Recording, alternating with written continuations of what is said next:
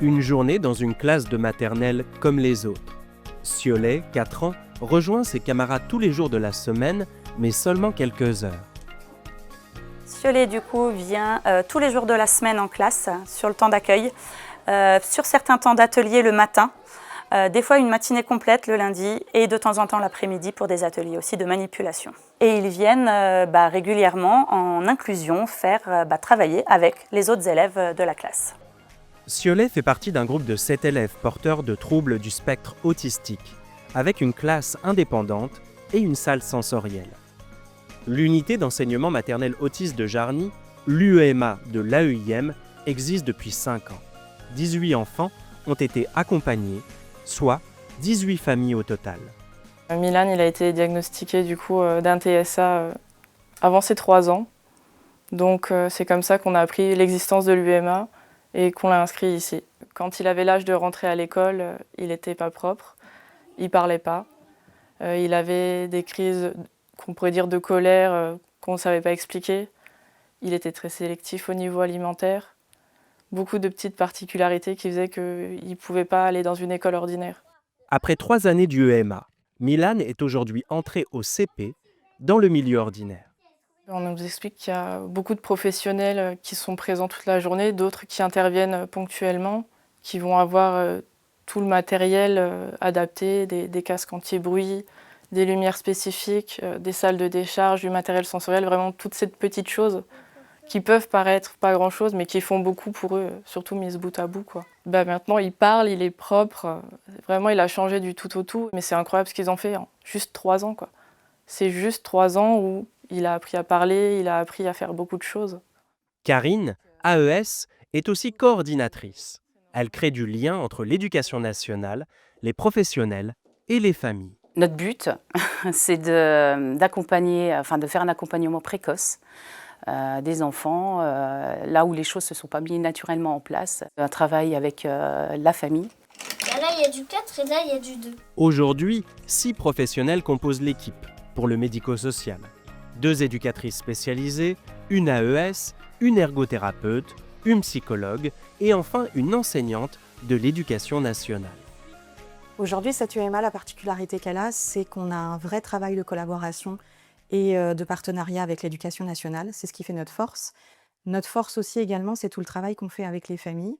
L'idée de l'UEMA, c'est de proposer à ces familles un accompagnement adapté, de pouvoir leur expliquer aussi qu'est-ce que le TSA et comment on peut accompagner leur enfant vers une scolarité le plus ordinaire possible.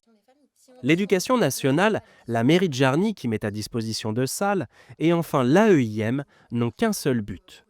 Le but final de cette UEMA, c'est d'orienter les enfants vers le milieu ordinaire et de leur permettre d'avoir une posture d'élève, tant dans le comportement que dans les compétences scolaires. Le but, c'est qu'ils puissent vraiment y aller non seulement le plus souvent possible et surtout seuls. Parce qu'au début, on est beaucoup là pour les aider, pour les accompagner. Et en fait, avec le temps, ils prennent en autonomie et ils sont capables de travailler tout seuls.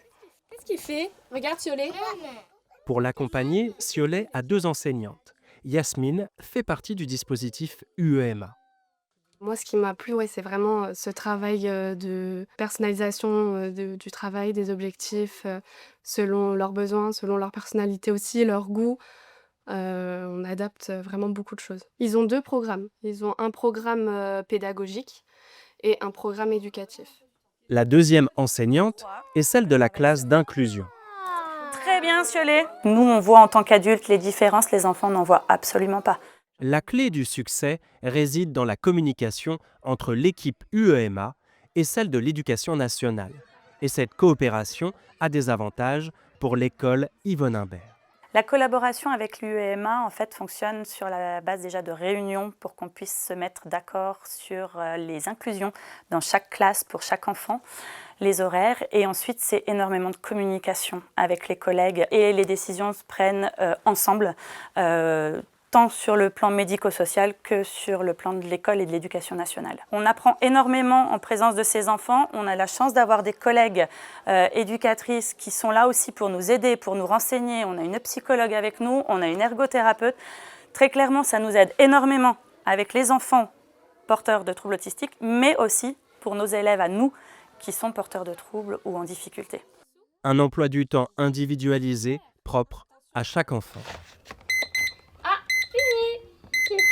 On est quand même une équipe importante avec un accompagnement quasi individuel. En termes professionnels, c'est là où je voulais aller. Cette satisfaction finalement de réussite, que ce dispositif peut réussir et finalement cette réussite pour ces enfants qui accèdent finalement à l'ordinaire alors qu'ils sont en rupture de parcours bien souvent, quoi. L'impact sur les familles accompagnées est considérable. Avec un minimum de 8 visites à domicile pour chaque enfant par an, la mère du petit Noé témoigne de la force du dispositif. Avant que Noé entre dans le système UEMA, il ne parlait pas du tout. Il marchait, mais il ne savait pas sauter, il ne courait pas. Il était très renfermé sur lui-même, il ne supportait pas le contact social, donc on ne pouvait pas le toucher, on ne pouvait pas le embrasser. On nous avait dit quand même que Noé ne parlerait pas. Et en fait, non, Noé n'est pas non-verbal. Il a développé son langage grâce à cette classe. Il a développé sa motricité fine aussi. Il a développé le contact social, chose qui était presque impossible. Maintenant, c'est lui qui demande d'aller chez les gens. Il adore les feux d'artifice, alors qu'il avait très très peur du bruit. Ça a été, mais il s'est révélé en fait. Si l'UEMA n'avait pas existé, je pense que Milan, à l'heure actuelle, il ne pourrait pas être dans un CP ordinaire. Il n'aurait pas pu autant progresser, même avec tous les efforts qu'on aurait pu faire à la maison, tous les spécialistes qu'on aurait pu avoir. Milan a vraiment montré une progression et une facilité d'adaptation maintenant. On voit, il a changé de l'UEMA, il est parti au CP directement. On avait vraiment une appréhension terrible. Au final, il se balade. Ce sont 14 enfants au total qui sont sortis en milieu ordinaire ces 5 dernières années. Quel est le bilan ? Ce sont souvent des familles qui ont traversé des épreuves, qui ont eu un parcours compliqué. Et souvent, l'arrivée en UEMA leur permet de souffler et de se sentir entendu et compris. L'ingrédient pour que ça fonctionne, c'est la persévérance. Voilà, le fait de pouvoir vraiment accompagner au plus proche, au plus tôt ces enfants-là amène vraiment un résultat étonnant. Sans l'aide de l'UEMA, les éducatrices, la psychologue, la maîtresse, Noé, non, il ne serait pas à ce stade-là, ça ne serait pas possible. Ça a été vraiment un tremplin pour son avenir. Inclusivité, collaboration, projet personnalisé d'accompagnement, le dispositif de Jarny a été la première UEMA des 3 portées aujourd'hui par l'AEIM dans le département 54. Je suis très fière de mon métier parce que c'est un métier d'engagement, c'est un métier d'accompagnement et le retour qu'on a des enfants et des familles, il est très important et hyper enrichissant. Et je me dis que finalement, rien n'est jamais perdu.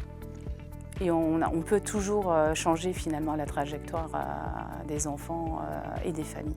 Je suis très fière de mon métier et encore plus d'être dans cette école avec l'UEMA parce que c'est vraiment, ça nous apporte énormément même en tant que personne. J'ai revu ma façon de travailler, j'ai beaucoup appris avec ces enfants-là.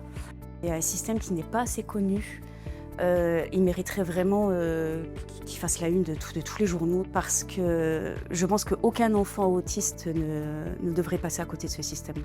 Je suis incroyablement fière de lui parce qu'il a quand même énormément pris sur lui. Merci l'AEIM. Merci à tout l'UEMA et tous les spécialistes qu'on a pu voir. Au bout de 3 ans à l'UEMA, je leur dirais franchement un gros merci, quoi, parce que sans eux, je ne pense pas que Milan serait actuellement comme il est là. Donc c'est franchement un chapeau et merci, quoi. Et c'est un petit garçon super en fait. Et on l'appelle notre super-héros d'ailleurs. Oh, et c'est un rocher maintenant. Ouais.